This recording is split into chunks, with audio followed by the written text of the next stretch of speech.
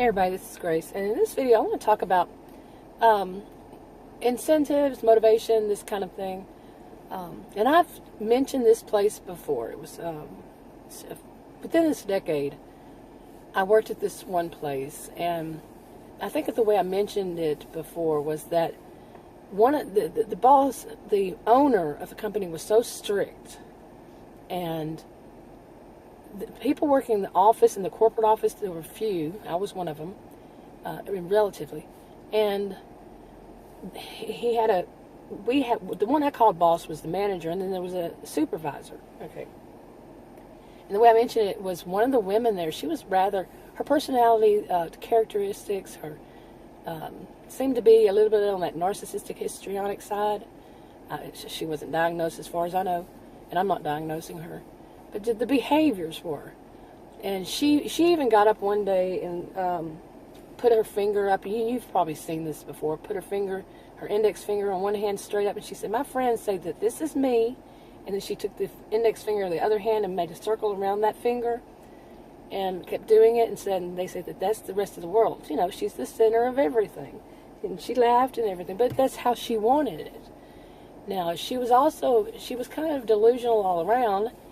She was the one I mentioned that we had our quotas put on a board, and you know who's meeting their quota and who's number one, who's number two, who's number so and so like that. And she would be number 3, and there was just a few of us in the office. And she would see herself as number 1. Okay, and me and this guy, he was one I think I mentioned that he got so upset one time that he practically put his fist through a wall. And she was one that would cry and bang her head on the table when things were frustrating her, because we were always frustrated at this job, okay? The guy, he and I were 1 and 2. You know, number 1 and 2. I was usually the first one because I did things that were bigger than everybody, too. So he usually would see himself as, you know, out of the ones that did that, he would be number 1. And he would be, because mine was different.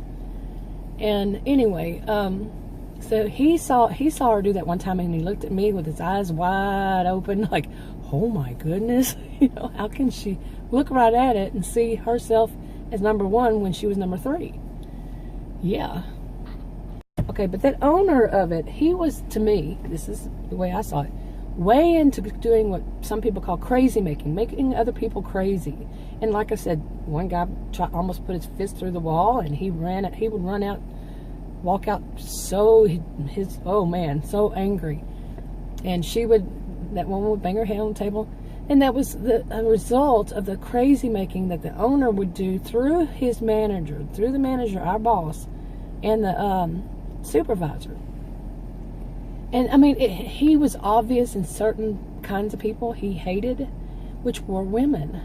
Okay, he made set of rules for us about our attire, you know, the way we dressed, what we wore, all this stuff, that men didn't have that same thing. Like we were told we had to dress business casual, okay, but what he would try to enforce is business formal. The guys, no, they could come in wearing sneakers and old blue jeans or whatever, and shirts untucked and all this kind of stuff. And that was okay, so no big deal. With the women, he was harsher, oh much. In fact, he let us know through our boss, the manager, would say that he does not like for women's shoes to make noises. Well, if you are a woman and you've worn shoes like not sandals, but because we couldn't wear open-toed, but certain kinds of shoes will make noises when you walk, click, click, or something, you know. We couldn't do that. We were so restricted on our shoes, the guys weren't. It was let known to us that he would fire us if our shoes made noises. And he did it and proved his point that he will fire any woman whose shoes make noises, and fired a woman. And this woman she was a single mother, young, she had, you know, single mother, and he just fired her. They had no soul, none. Okay, I can talk about in another video what I did in response to all this, but I'll leave that for another video. I wasn't happy. You know, I didn't hurt anybody, of course, you know, I'm not that type. But, yeah, my opinion got heard. So, anyway, they did things like that. Now, here's one that showed that, not only that, I should say, in addition to, he had the manager, I get this, show us paperwork for new employees that was like 7 to 8 years prior to that. And it showed the hourly wage, which is the same as we were making. Okay? From 7 to 8 years prior to that, they were earning the same as we were then. All right, that was part of it. But it went on from there. And we were told to read this. And what it showed, what we read in this contract they had, was that they got bonuses for the same thing we were doing. The same thing. We did not get bonuses. Yeah. So they had taken the incentives, the bonus. We didn't know. We didn't know they had taken that away. But they pointed it out that they had taken it away, and they weren't planning on giving it back. There was no way. Some of us brought it up. No. We're not giving you any bonuses. This is what we're paying you hourly, only hourly. So what kind of psycho game was that? Think about it. Seriously, think about it. To show us this? To prove what? Okay. Now, there was a woman that worked there. She was a little older than, I think she was the oldest person. But she had quit, then came back. Then when she came back, she worked for a while, and then she reported them for, I can't remember if it was, what kind of discrimination it was, whether it was based on her, that she was female or that she was Hispanic. But she did. She reported them. We found out. Now, anybody who got fired, like the woman about her shoes, kind of thing, that reported it, they didn't want to pay unemployment for anybody.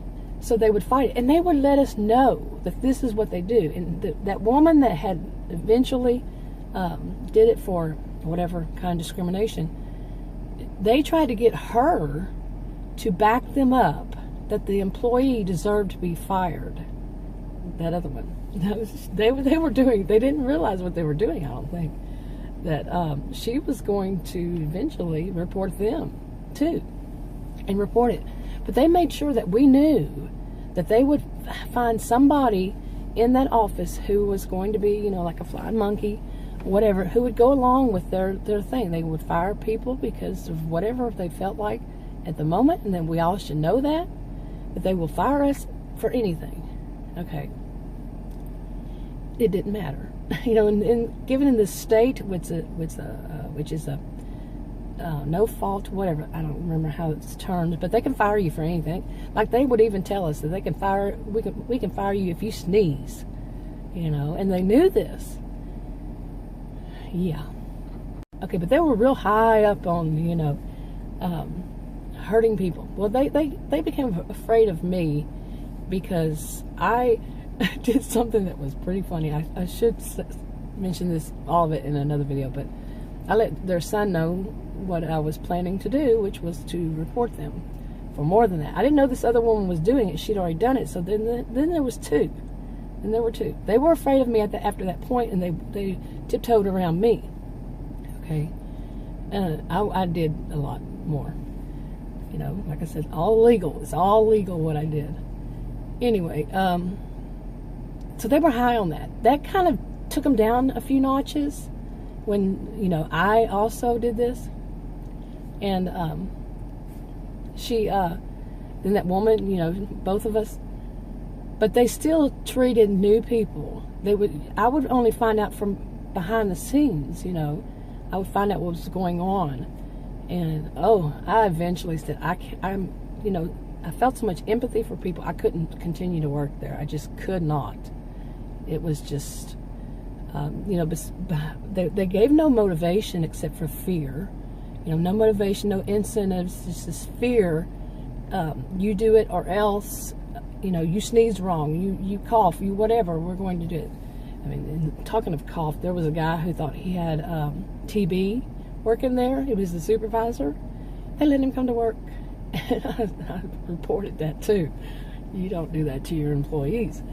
But I was high on reporting things back then. Anyway, they, I quit. Well, there were a couple of women that I would go to lunch with, and those two women, after that, they contacted me or something, or whatever happened. I went to lunch with them. Like, I don't know how long after I'd quit.